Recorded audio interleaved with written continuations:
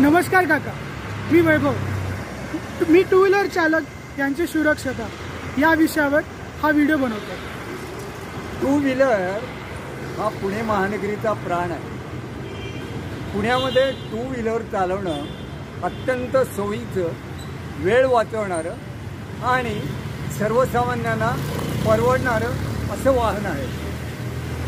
पण two wheeler करता पुण्याचे रस्ते सुरक्षित आहेत का, तर त्या प्रश्नाचं उत्तर नाहीच असं. सुरक्षा हा एक वेळ संपवून टाकायचा विचार नाही. सुरक्षेला कंटिन्युअस मॉनिटरिंग हवं. काका, तुम्हाला या रस्त्यावरती कुठली समस्या आढळली का? समस्या आहेत. आता येताना मी बघितलं तर काही ठिकाणी खडी पडलेली आहे. ती पडलेली खडी काही ठिकाणी पसरलेली आहे. रस्त्यावर अजूनही खड्डे आहेत. खड्ड्यात पाणी आहे आणि पाणी असल्यामुळे त्या खड्ड्याचा अंदाज येत नाही. शिवाय समोरूनही काही वाहनं येत असतात, त्यांचाही धोका आम्हाला संभवतो. आणि बऱ्याच वेळेला असं होतं की आम्ही आमच्या पद्धतीने स्कूटर चालवत असतो आणि मागून कोणीतरी जोरात येऊन हॉर्न वाजवतो, दचकायला होतं. यावरही काही उपाययोजना व्हायला हव्या.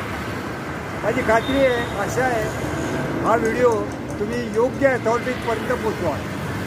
थँक्यू काका. दादा नमस्कार.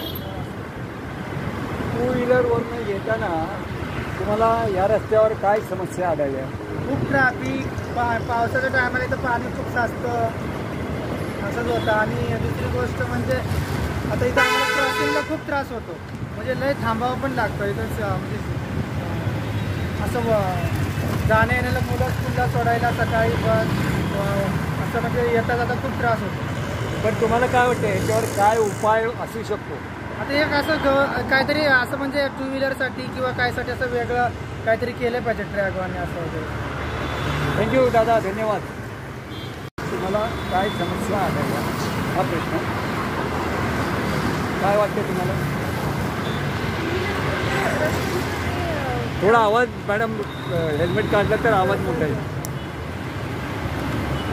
सगळ्यात पहिले या स्पेसिफिक या रस्त्यावर गाडी चालवताना सेफ वाटत नाही. कारण की तुम्ही जर रस्ता बघितला तर कुठेही मध्ये जॉईंट्स जे आहेत, जॉईंट्सच्या ज्या लाईन्स असतात बघितलं तर त्याच्यावरून गाडी जास्त वेळा स्लीप होते. परत हा रस्ता नॅरो आहे, त्याच्यामुळे वन वे आहे यांच्यासाठी. तर बसेस, फोर व्हीलर आणि टू व्हीलर यांच्या काही लाईन्स काही बसत नाही. म्हणजे अगदी कोणी कधी जास्त करून पडण्याची भीती वाटते. त्या ॲक्सिडेंट व्हेरी गुड. याच्यावर तुमच्या मते काय उपाय असू शकतो?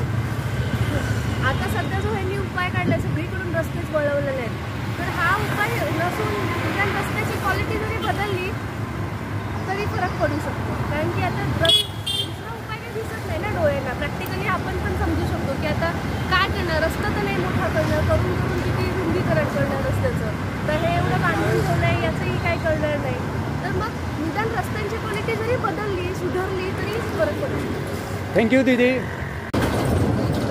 मॅडम, या रस्त्यावरच्या टू व्हीलर्सच्या प्रश्नांकरता आम्ही एक व्हिडिओ करत आहे. एक 2-3 प्रश्न तुम्हाला विचारतो, चालतंय का? हे पुण्याचे रस्ते तुम्हाला टू व्हीलर करता सुरक्षित वाटतात का? मग सुरक्षित वाटत नाही तरीसुद्धा तुम्ही टू व्हीलर का प्रिफर करता? रस्त्यावर वाढलेली संख्या, वाहनांची संख्या आणि रस्त्याची परिस्थिती बघता हे सगळे मुद्दे आणि वेळेवर पोचण्याची गरज, ऑफिसला वेळेवर पोचण्याची गरज, यासाठी मला कन्व्हिनियंट हेच वाटतं की टू व्हीलर चालवायला. आणि मेन म्हणजे की आत्ता सेफ्टीच्या दृष्टीने जरी कार चांगली वाटत असली तरी याच्याशिवाय पर्याय नाही लवकर. Thank you madam.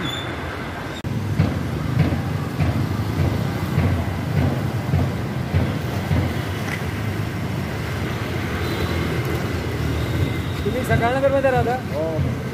सकाळमधून नगरमधून जाताना रस्त्यावर येताना तुम्हाला काय प्रश्न आढळतात? आम्हाला एक तर फार खड्डे आहे, ट्रॅफिक जाम असते आणि फुटपाथ बरोबर नाही. पण फुटपाथचा आणि स्कूटरचा काय संबंध? स्कूटरचा आम्हाला पायी जाता येत नाही.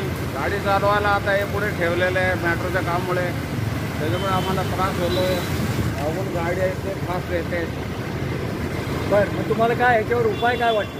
उपाय गव्हर्नमेंटने काहीतरी करायला पाहिजे, मेट्रोवाल्यांनी किंवा नगरपालिकांनी? ते बाबा सकाळी रोड फुल जाम असतो, एक तास युनिव्हर्सिटीला जायला लागतं आम्हाला इकडून. धन्यवाद. ओके.